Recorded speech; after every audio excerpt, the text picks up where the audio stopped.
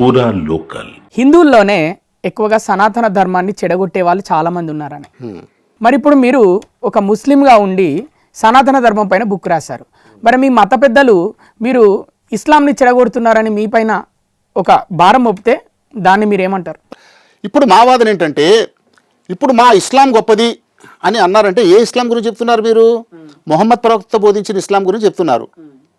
Okay, ఇప్పుడు ఖురాన్ చెప్తున్నటువంటి ఇప్పుడు నేను చెప్పిన దీని ప్రకారంగా అందరూ బోధించే ఇస్లామే కదా, అందరూ ఒకే ధర్మం కదా. ఇస్లాం అంటే లొంగిపోవుట, సబ్మిషన్ అంటే అణిగి మణిగి ఉండడం, ధర్మానికి లోబడి ఉండడం. అది ఆ లొంగిపోయి ఉండే ఏమంటారు ఒబీడియన్స్ ఏదైతే ఉందో అదే ధర్మం అన్నప్పుడు మరి పూర్వవాళ్ళు బోధించింది కూడా అదే కదా. కాబట్టి మా ఇస్లాం గ్రేట్ అనేటువంటి హక్కు ఎక్కడుంది ఇక్కడ? ఇది ఒకటి. ఇక ఖురాన్లో ఏముంది అంటే ఈ చుట్టూ ఉన్నటువంటి వాళ్ళు ఎవరైతే ఉన్నారో అంటే ఖురాన్కు పూర్వం అంటే ముహమ్మద్ పూర్వం వచ్చినటువంటి ఇప్పుడు వైదికులు అంటే బాగా పూర్వీకులు, ఆ తర్వాత యూదులు, ఆ తర్వాత క్రైస్తవులు వగేరా ఉన్నారు. ఇప్పుడు వీళ్ళు మోక్షం పొందాలంటే వీళ్ళందరినీ ముస్లింలుగా కన్వర్ట్ చేయాలా?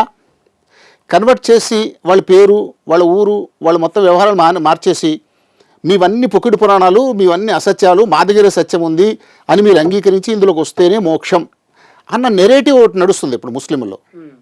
ఈ నెరేటివ్ టోటల్లీ అగ్నెస్ట్ ఖురాన్ అది ఎప్పటికి ఒప్పుకోదా? ఖురాన్ అసలు ఒప్పుకోదు. ఖురాన్ ఏమంటుందంటే, ఖురాన్ ఇప్పుడు నేను ఫాలోవర్ ఆఫ్ ఖురాన్ కదా, నాతో ఖురాన్ ఏం చెప్తుందా? 3 విషయాలు చెప్తుంది. నీవు ఈ గ్రంథాన్ని నమ్మటానికంటే ముందు దీని ముందు వచ్చిన గ్రంథాలు నువ్వు నమ్మన్నాడు. ఇప్పుడు నేను ఖురాన్ నమ్మటానికి ముందు నేను వేదాల దగ్గర మొదలెట్టి ఉపనిషత్తులు, భగవద్గీత, ఓల్డ్ అండ్ న్యూ టెస్ట్మెంటు ఇవన్నీ నమ్మి చివరిలో ఖురాన్ నమ్మాలి. ఇది ఒక కండిషన్.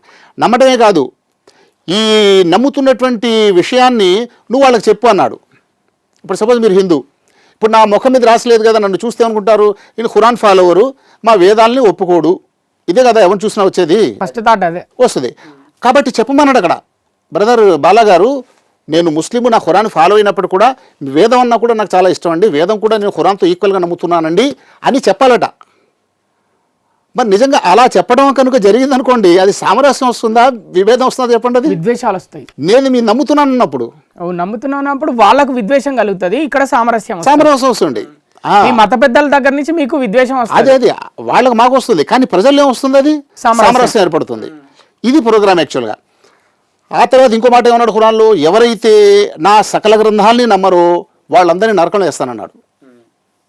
కాబట్టి నేను ఒక ముస్లింగా ఖురాన్కు పూర్వం వచ్చిన గ్రంథాలు నమ్మాలా వద్దంటే ఖచ్చితంగా నమ్మాలి. ఒకటి, రెండోది చెప్పాలి. ఇప్పుడు మీ మీడియా ముందు నేను కూర్చొని మాట్లాడుతున్నానంటే నేను చెప్తున్నా, నా హిందూ సోదరులతో నేను చెప్తున్నా, ఒక ముస్లింగా, ఒక నికార్సైన ముస్లింగా నేను ఉన్నప్పటికీ నేను వేదోపనిషత్తులు వాటిని నమ్ముతున్నాను. ఇదొకటి. సరే, మరి ఒక హిందూ, మరి ఒక ముస్లిం ప్రకారంగా మోక్షం దొరుకుతుందా హిందూకి? ఎందుకంటే వాళ్ళ దగ్గర సత్యం లేదు, మా దగ్గర సత్యం ఉంది కదా అనే నెరేటివ్ ఉంది కదా ఇక్కడ. దీనికి ఆన్సర్ ఏంటంటే, సత్యం అందరి దగ్గర ఉంది అంటుంది ఖురాన్. అందరూ సత్యాన్ని విస్మరించారు అంటుంది. వాళ్ళు విస్మరించిన సత్యాన్ని వాళ్ళు జ్ఞాపకం చేయమంటుంది. అంటే ఇక్కడ ఒక పాయింట్ అర్థమవుతుంది నాకు, మతాలు కొట్టుకోవు కానీ మనుషులే కొట్టుకుంటున్నారా? ఇక్కడ ఏంటంటే స్వార్థపరులని పండితులు అంటారండి. ఇక్కడ ఈ కొట్లాట ఎందుకు జరుగుతుంది అని కూడా ఒక మంచి వివరణ ఉందండి. ఇస్లాం ఏం చేస్తుందంటే పండితుడిని బైఫర్కేట్ చేసింది. పండితుడు అన్నాడు. పండితుడు అంటే ధర్మబద్ధమైన, అంటే పునీతుడైన పండితుడు, పాపిష్టి పండితుడు అంటే. ఇప్పుడు ఈ మొత్తం ఈ ప్రాబ్లం రిలీజన్లో క్రియేట్ అయ్యేది ఏ పండితుల వల్ల?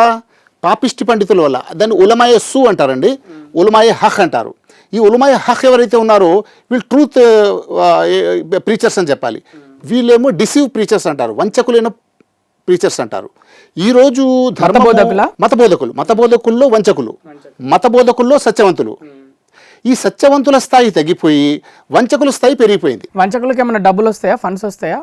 ఇప్పుడు చెప్పాను కదండి, అదంతా కూడా దీని వెనకాల ఇది నడుస్తుందని చెప్పి, సామ్రాజ్యవాదం నడుస్తుందని చెప్పేసి ఇదంతా కూడా డబ్బు మీద నడుస్తుంది. అంతే. పెద్ద పెద్ద కంపెనీలు, పెద్ద పెద్ద ఉద్యమాలు, ఇవన్నీ కూడా ఫారెన్.